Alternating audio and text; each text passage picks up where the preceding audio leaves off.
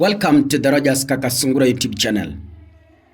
Kenya is now going to the direction we've been yearning for in terms of having a national conversation on issues rather than politics. For a long time, that is about 3 years, William Ruto has been enjoying the monopoly of lecturing people right, left, and center without responses. But the united opposition has planned itself in a manner that now wants to address issues more than politics. William Ruto's way of campaigning is more of politics than real issues. Ruto doesn't want to tell us how much capitation is going to cost schools versus how much capitation goes to genuine students. He doesn't want to talk about it. He only says tumetuma pesa. Hajawahi sema ni ngapi. William Ruto talks of SHA. Anasema SHA inafanya kazi. Tumeregister, I don't know. He's never gone to a hospital and see if indeed it's true SHA is working as per how is being briefed by the huyo mnajua au watu wa Isli. William Ruto tells us about how they have built schools, but not even a single class or a number of classes that have been built on records of developing school infrastructure. He never talks about it.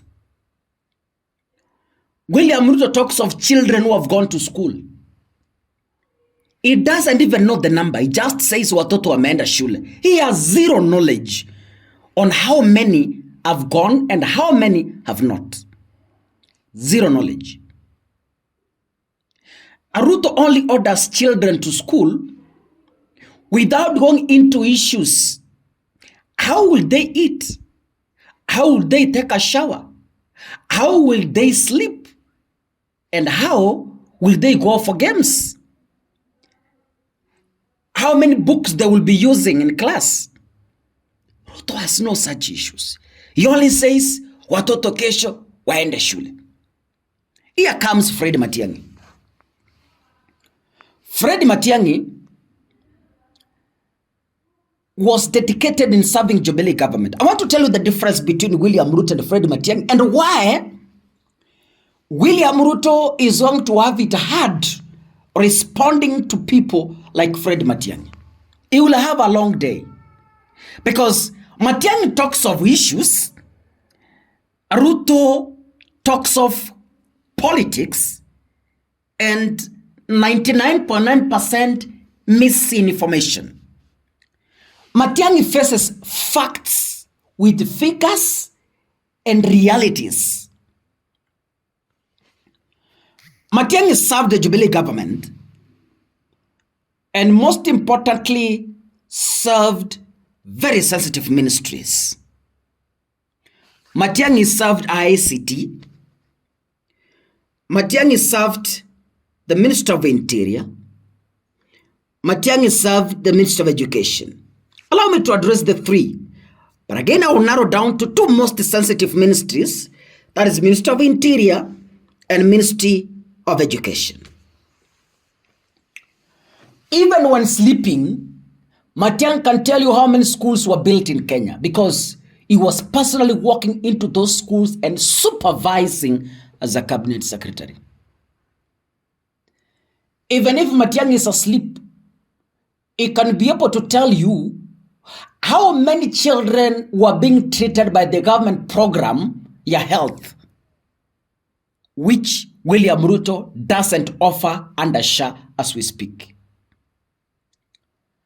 Even if you wake up Matiang'i at 2 a.m. at night, Matiang'i can be able to explain to you how many money they sent to schools in the entire 10 years Uhuru Kenyatta was the president. Matiang'i has the government at his fingertips. But William Ruto depends on briefs from individuals like Migos Ogamba who are fighting to misinform William Ruto for them to keep their jobs. Ruto depends on people like Aden Duale who misinforms him for them to secure their jobs. But Matiang'i is a man with the entire government. Remember, Matiang'i was a super CS.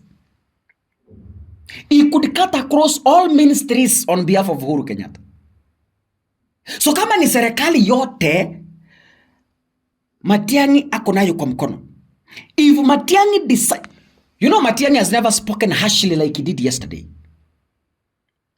Yesterday in church, he decided to have only a 10 minutes lecture, and William Ruto didn't even sleep at night. William Ruto was forced to plan an urgent Nyota meeting to Kisumu to go and respond to Matiang'i from there. Issues. It is not going to be politics as usual. We must discuss how our children are going to be funded to class.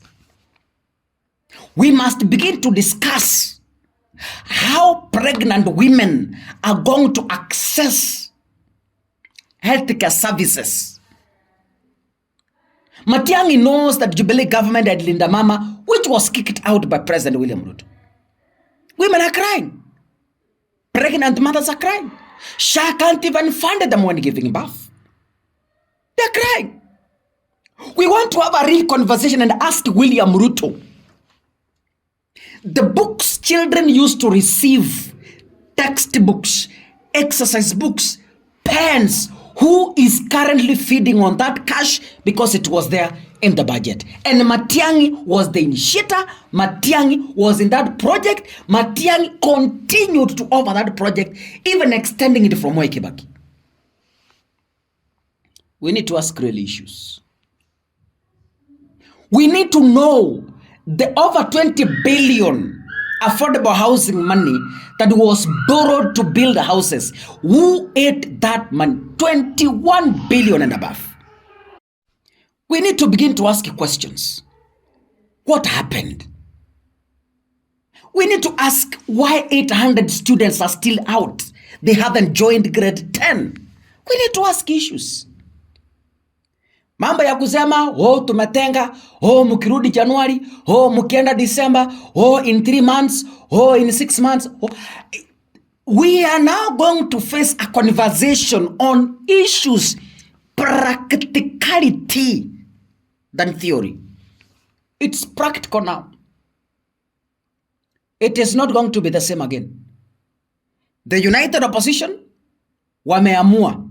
We must now move away from one-term, two-term politics and face tangible issues affecting the ordinary citizen. Free education was there. Nani alikula pesa? Kids used to receive books. Nani alikula pesa? Watoto walikuwa wanatibiwa shule. Unapewa namba, ukienda hospitali, unatibiwa bila mzazi kulipa pesa. Nani alikula? Wamama wajamzito walikuwa wanaenda hospitali, wanazaa bila kulipa shilingi moja. Hata cesarean section was free. Who is feeding on that money? Real issues. Real issues, ladies and gentlemen. Watoto walikuwa wanaenda shule. Right now, close to 1 million are out. Pesa yao ni nani amekula? Real issues. God bless you.